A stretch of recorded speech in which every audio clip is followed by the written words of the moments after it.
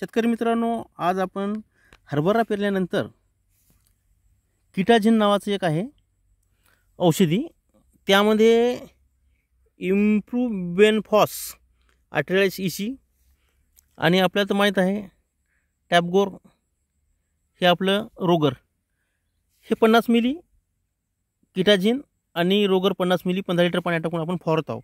पण कशावर फवारत आहोत तर सर्वात महत्त्वाचं म्हणजे आपण इथं हरभरा पेरल्यानंतर इथं बघा टाकी भरली आहे पाण्याची आणि हरभरा पेरणी झाली आपली इथं.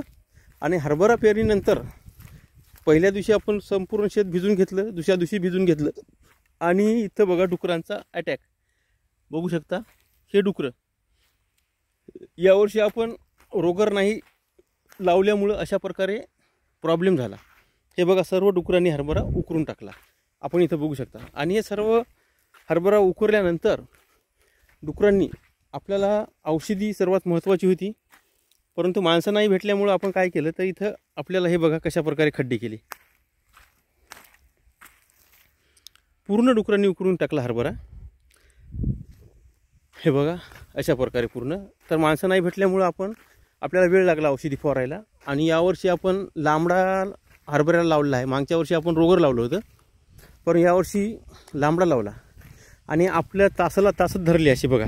खोल एकदा तोंड टाकलं काठला तिथपर्यंत, तर अशा प्रकारे टाकलेलं आहे, म्हणजे पूर्ण हरभरा खाल्लेला आहे.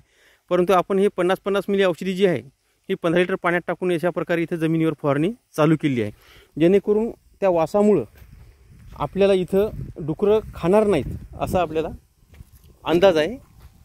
कारण मागच्या वर्षी डुकरांनी खाल्ला नाही, त्यामुळे याही वर्षी खाणार नाहीत असं आपल्याला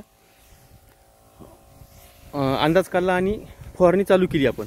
तर ही पूर्ण फवारणी जमिनीवर घ्यायची आहे, कारण ते स्पेशल डुकरासाठी औषधी आहे. पण बघू खरंच त्याचा इफेक्ट होते का, आणि नंतर आपण त्याची इफेक्ट शेतकऱ्यांपर्यंत पोहोचू किंवा सांगू शेतकऱ्यांना व्हिडिओद्वारे.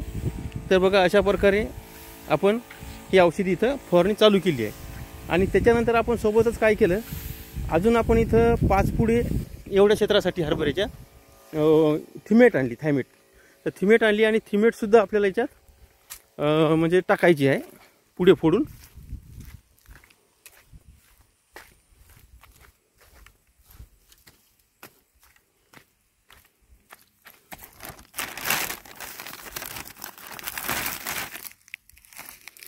हे बघा